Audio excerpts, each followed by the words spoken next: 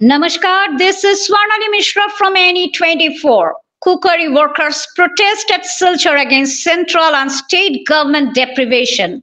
Culinary workers of the district led by the Central Committee of CITU protested in front of the district primary education office at 12 noon on Tuesday against the anti-people policies of the center and the state government.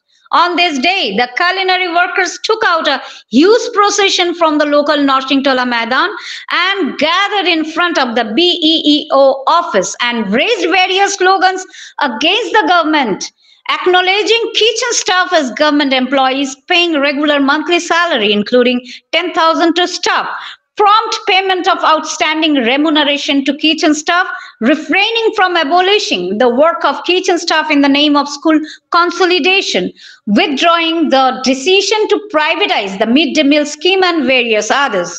They have drawn the government's attention to the issue.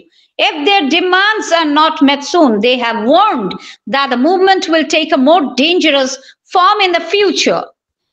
You can watch us on NE24 channel and get more news on our YouTube channel NE24. Subscribe to our YouTube channel and follow us on Facebook to stay connected with us.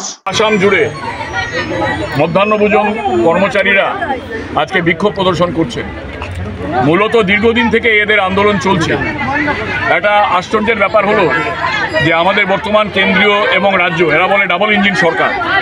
এই double engine দিয়ে এরা যে গাড়িটা চালাচ্ছে সেই গাড়িতে এদের slogan হচ্ছে বেটি বাঁচাও বেটি পড়াও, অথচ যে বেটিরা এখানে সবচেয়ে বেশি পরিশ্রমের কাজ করে, স্কুলের বাচ্চাদেরকে খাবার রান্না করে খাওয়ায়, তাদের বেতন তো বলা যায় না, এটাকে ওরা বলে সাম্মানিক, যেটা অসাম্মানিক বলা হয়।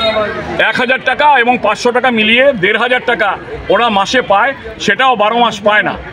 এই পরিস্থিতিতে আমরা অন্যান্য সমস্ত রাজ্যের সঙ্গে যদি তুলনা করি, আজকে কেরালাতে 18,000 টাকা মাসে পায়, অন্যান্য সমস্ত রাজ্যে আসাম থেকে অনেক বেশি পায়, অথচ আসামে আজ পর্যন্ত এই রন্ধনকর্মীদের বেতনের ব্যাপারে বা এই যে টাকা বাড়ানোর ব্যাপারে আজ পর্যন্ত কোনো পদক্ষেপ গ্রহণ করেনি।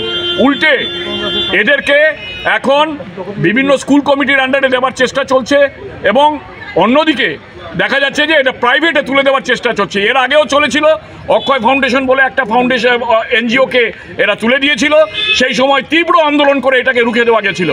এখনও বিভিন্ন জায়গায় আমরা দেখতে পাচ্ছি যে অক্ষয় ফাউন্ডেশনের হাতে তুলে দেওয়া হচ্ছে বা অন্য কোনো এনজিওর হাতে তুলে দেওয়া হচ্ছে। এটা এইখানকার রন্ধনকর্মীরা কোনোভাবেই মেনে নেবে না।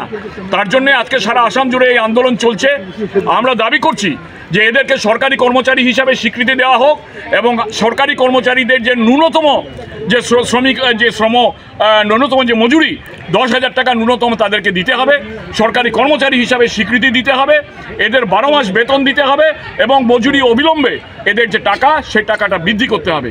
এই দাবিতে আগামী দিনে কিন্তু আন্দোলন আরও তীব্র আন্দোলন হবে এবং সারা কাছাড় কেন সারা আসামের সমস্ত রন্ধনকর্মীরা আগেও যেভাবে একটা মিলিটেন্ট আন্দোলন পরিচালনা করেছিলেন সেই দিকেই এটা চলে যাবে যদি সরকার এখনই এই ব্যাপারে সতর্ক দৃষ্টি না দেয়।